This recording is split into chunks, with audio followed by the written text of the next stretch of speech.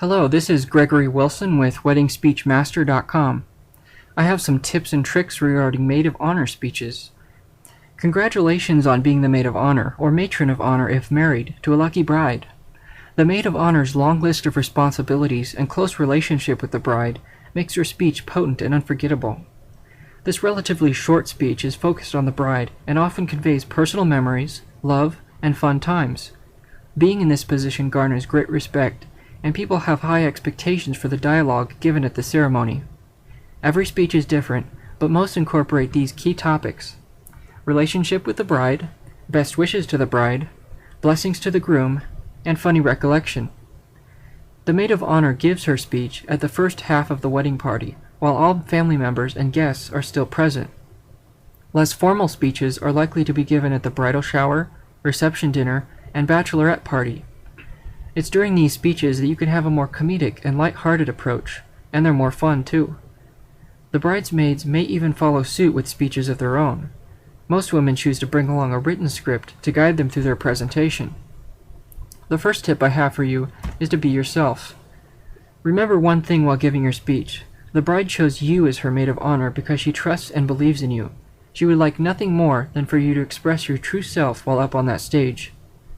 While it can be unnerving and even scary to present in front of a large crowd, the best results happen when you let your true self shine. Some people try to become something they're not to make their speech better, like being more outrageous, outgoing, or comedic than they usually are. Let your words flow naturally, and if you ever get stuck, just refer to your trusty script for guidance. The next tip I should say, is titled Show Business. Even if performing isn't your forte, adding a creative flair to the speech will make it more memorable for everyone. Ditch that monotone voice and add a little action to the night. Creating deep emotional overtones with a sentimental childhood story is a great idea. Or sing a song that you and the bride listened to as teenagers. Or use the power of technology to project a slideshow of photos while giving dialogue. While you may want to keep your speech secret, I suggest asking the bride for permission before doing anything outrageous or potentially embarrassing, which leads us to the topic of physical items. Yes, items can be a way to lock in your speech as the performance of the night. Something funny like giving the bride and groom a set of foam Nerf bats can let you joke about the couple quarreling over some known bad habits. Simple items like the portrait of the bride and groom can add sentimentality to a spoken memory or thoughts on the future. The next tip is touchy subjects. Bringing up embarrassing or negative stories and comments is really a hit or miss practice which I suggest avoiding.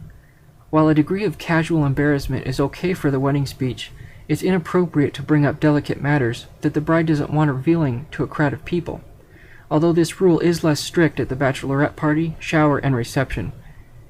Stories of irresponsible behavior, drunkenness, financial woes, and job losses are obvious no-nos. Focus on celebrating this sacred union. The next tip is practice. The old adage of practice makes perfect applies to maid of honor speeches too. Cobbling together a speech at last minute will only lead to embarrassment. Call upon friends and family to give feedback during your practice sessions. 5 people is really no different than 50. Use the same script and bullet points as you would during the real speech. Proper planning will avoid that horrible feeling when you have a brain lapse on that really important, funny, or insightful story you wanted to tell.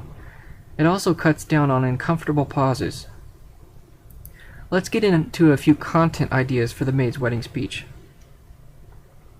The first one is, as a courtesy to those who don't know you well, state your relationship with the bride. Tell a story from growing up that will make the crowd laugh. Congratulate the groom on behalf of the bride. The story of how you met the bride and how long you've known her.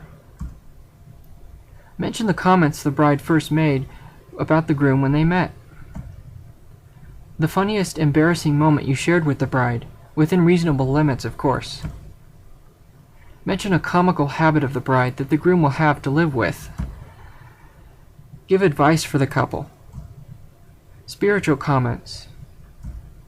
Future predictions and wishes regarding children, success, happiness, or anything else. How the bride and groom look great together. I suggest making the bulk of the speech into a testimonial. Thank the bride and groom for the privilege of being part of this memorable moment in their lives. And now for some FAQ questions.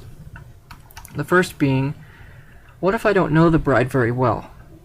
Well, this is a great question and one that gets asked a lot. This often happens when the maid of honor is the sister of the groom.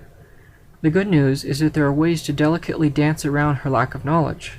For example, she can talk about the traits and qualities that the groom sought out in a bride, and how the bride fulfilled those qualities. You can also ask your brother about this, the groom. Throw in some comical stories and the positive things that you do know about the bride, and you've successfully dodged this bullet. The second and final FAQ question is, how long should the speech be? Well, the many hours of preparation will culminate into a speech of only about 10 minutes in length. Yes, it's short, but we really don't want to take the spotlight away from the couple.